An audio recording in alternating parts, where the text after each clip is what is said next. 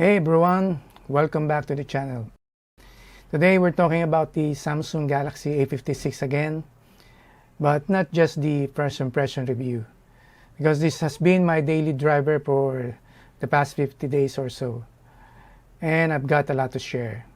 The good, the bad, and whether this mid-range king is still worth your money this late 2025. So, let's dive in.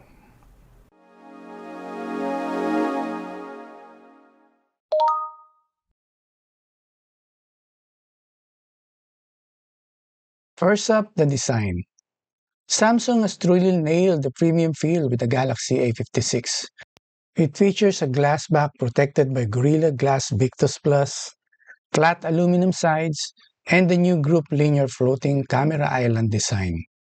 This kind of elevated camera layout seems to be the trend these days. Even after 50 days, I'm still not tired of this design. It feels great to carry around, and I haven't gotten bored with it. At just 7.4 mm thick and 198 grams, it's slim and comfortable to hold. The only downside, that glossy back is a fingerprint magnet. Sure you'll want a case. But overall, this is one of the best looking mid-range phones out there. When it comes to build quality, the Galaxy A56 holds up impressively well. The aluminum metal frame adds a solid, premium touch and helps with overall durability. Plus, it's rated IP67 for dust and water resistance, meaning it can survive accidental splashes or brief submersion without issue. For a mid-range device, that's a big win.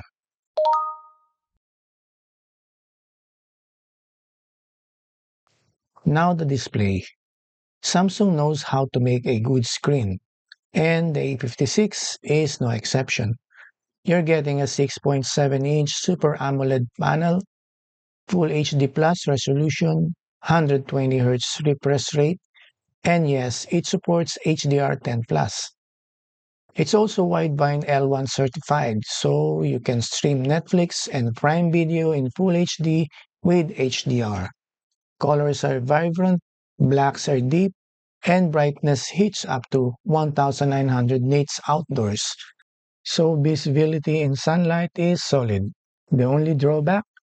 The bezels are still slightly larger than those of some competitors, which makes the phone look a bit less modern. I still can't quite understand why Samsung hasn't managed to slim them down on their mid-range models at this price point, especially when other brands offer thinner bezels for the same or even lower prices. That said, the display itself is still an absolute joy to use.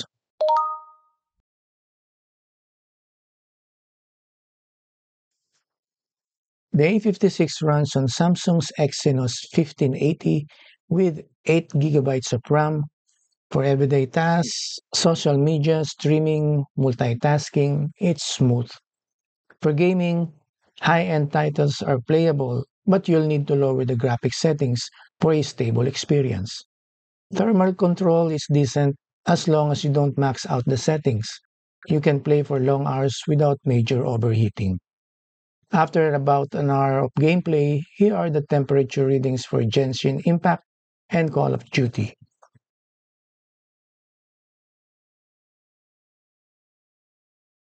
I ran Antutu and the score is still decent for this processor. Definitely competitive for its price range. I did encounter one or two instances where the phone became unresponsive, requiring a forced restart. This might have been due to too many apps running simultaneously, combined with the relatively modest 8 GB of RAM. Unlike some competitors that offer 12 GB, or possibly a software glitch or a faulty app. I'm not entirely sure.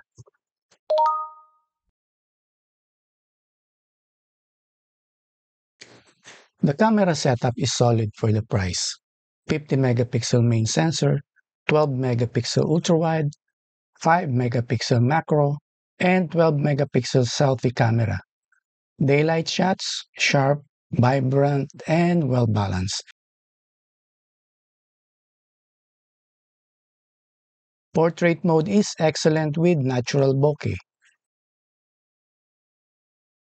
Low light, decent, thanks to night mode. But don't expect flagship level detail.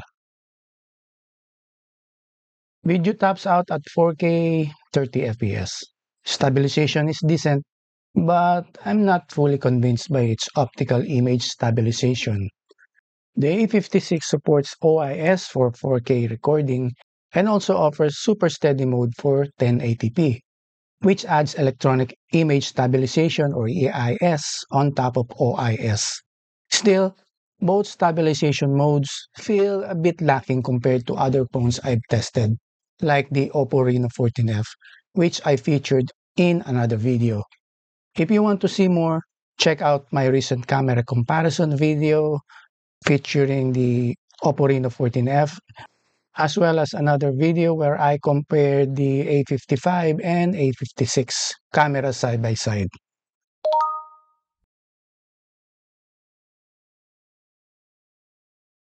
Battery life has been fantastic. The 5000 milliamp battery easily lasts a full day and then some. Even with heavy use, I end the day with around 25 to 30% left. Charging is now 45 watts, up from 25 watts on the A55. A full charge takes about an hour, which is decent. No wireless charging here, but that's expected at this price range.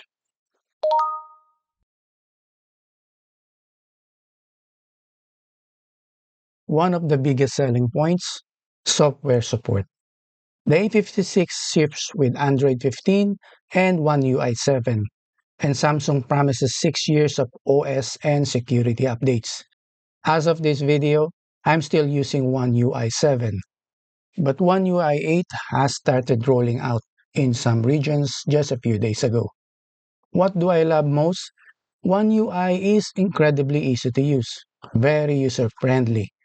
Right out of the box, it offers a smooth transition from your old phone to your new Samsung device. Thanks to the Samsung Smart Switch app, the level of customization is impressive. With Good Luck and other One UI features, you can tweak almost everything: icons, themes, multitasking gestures, and more. Plus, Samsung Snacks Vault and Secure Folder provide top-tier privacy and security.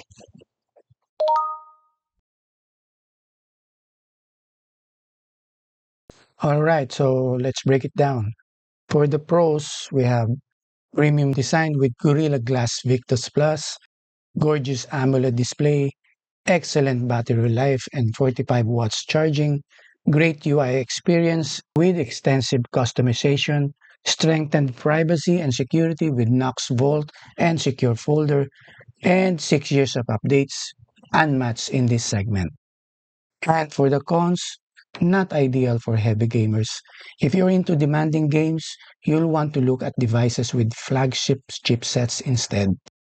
Bigger bezels than some competitors, occasional unresponsiveness under heavy load, and so-so image stabilization. So, is the Galaxy A56 worth it after 50 days? Absolutely. That is if you want a reliable, stylish phone with great software support and you're not a hardcore gamer. And honestly, with the prices dropping since launch, now might be the best time to pick one up. So that's my 50-day experience with the Galaxy A56. And if you found this video helpful, hit that like button, subscribe for more content, and I'll see you in the next one. Bye!